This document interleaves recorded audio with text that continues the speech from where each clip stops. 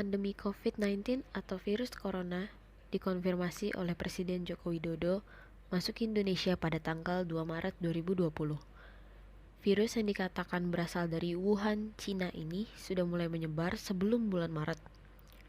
Kasus corona pertama diduga berawal dari 2 orang Indonesia yang positif terjangkit virus corona saat sedang bertemu dengan warga negara Jepang yang masuk ke wilayah Indonesia di sebuah klub dansa di Jakarta pada tanggal 14 Februari 2020.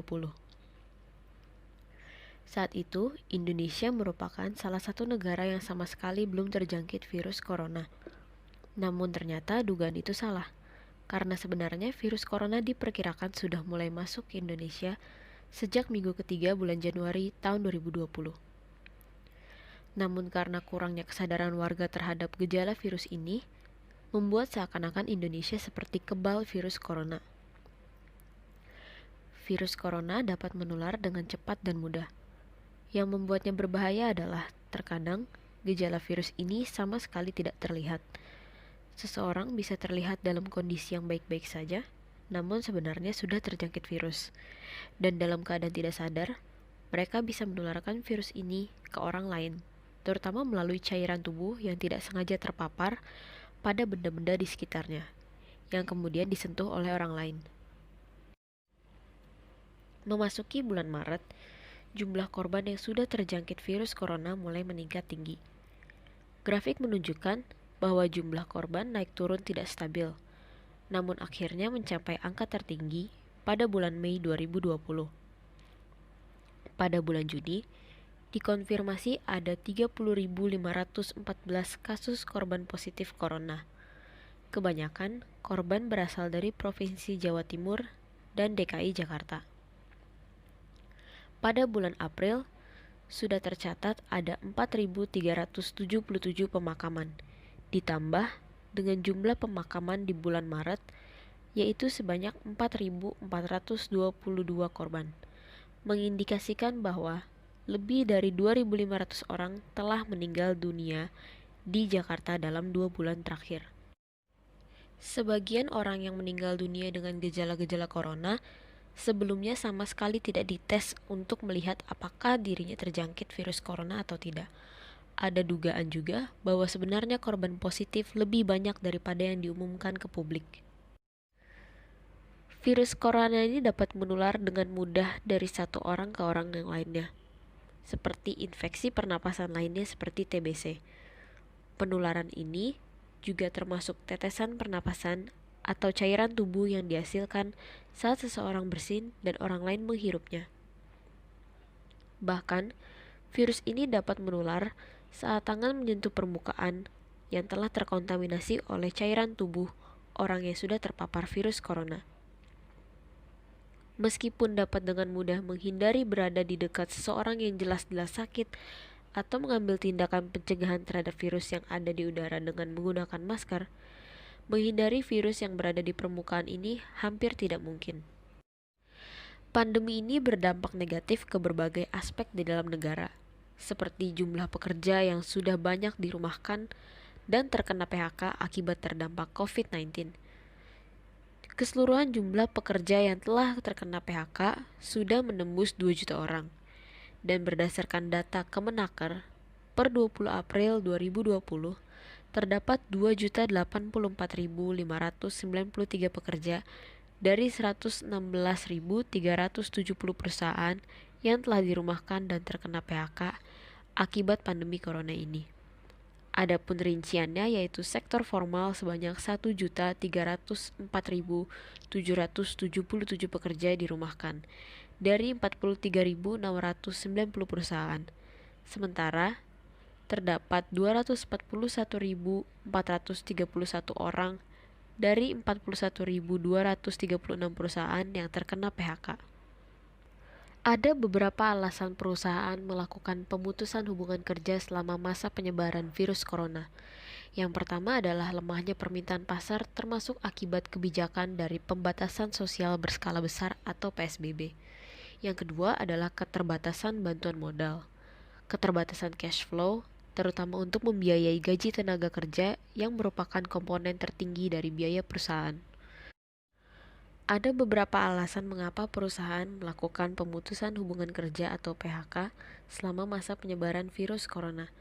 Yang pertama adalah lemahnya permintaan pasar sebagai akibat dari kebijakan pembatasan sosial berskala besar atau PSBB.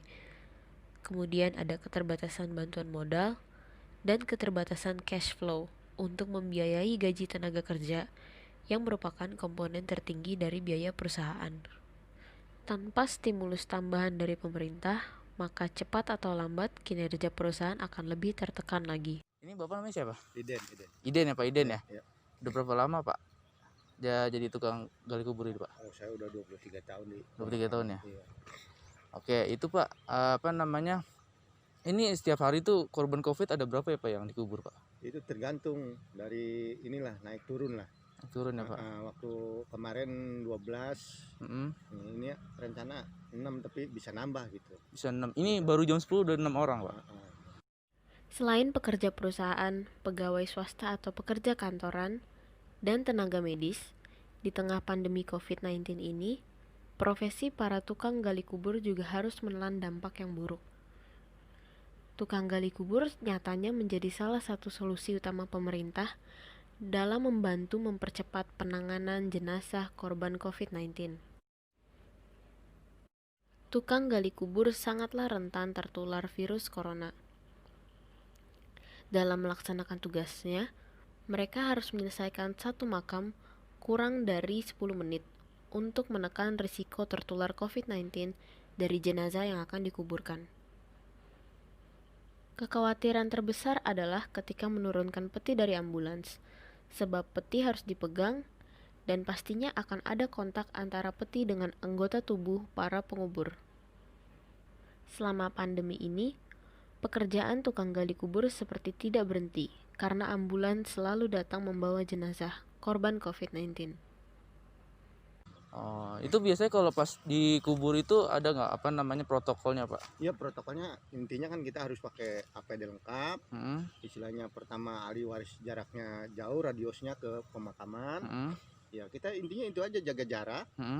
Jangan sampai berkerumun di pemakaman yang dikuburkan gitu. Itu biasanya jaraknya berapa Pak dari kuburannya sampai ahli waris maksudnya. Ahli waris jauh, kira-kira 30 meter. 30 meter. Nanti setelah penguburan baru kita ahli waris baru doa. Oh iya. Nggak boleh mendekat itu ahli waris. Sama sekali nggak boleh dekat ya Pak ya? Boleh.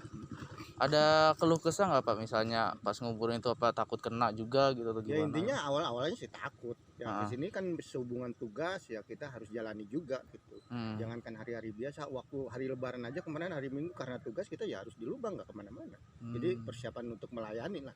Gitu. Oke, sebentar Pak.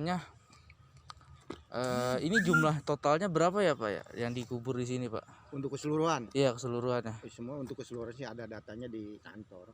Kita nggak bisa ada berapanya. Ya minimal lah. Ya pokoknya yang intinya dimakamkan di sini, walaupun masuk COVID enggak COVID ya harus di sini ya. Yang intinya paru-paru pokoknya yang ini khusus COVID gitu.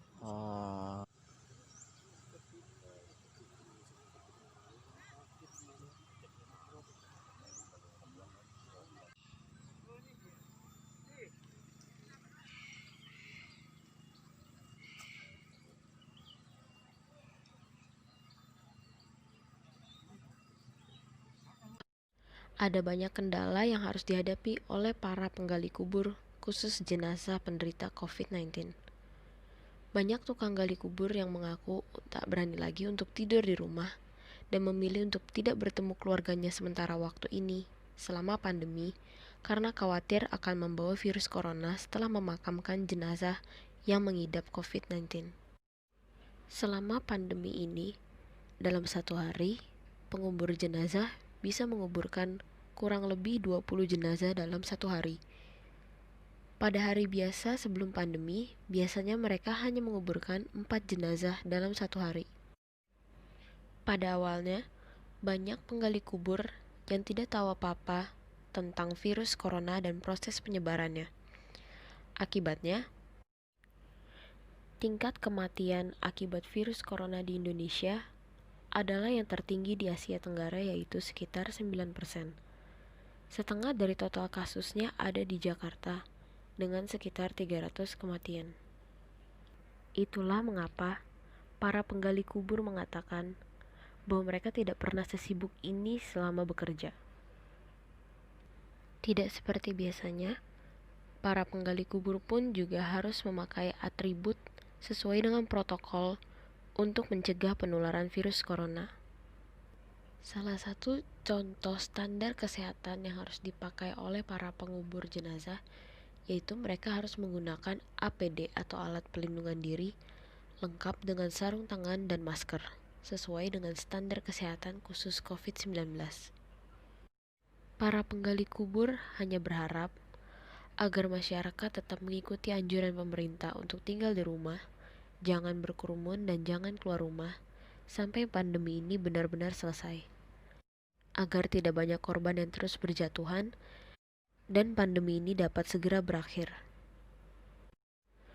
Pada akhirnya, terlepas dari beratnya perjuangan menguburkan jenazah korban COVID-19 selama pandemi ini, para pengubur jenazah akan tetap bekerja dan mereka hanya berharap agar masyarakat tetap mengikuti anjuran pemerintah.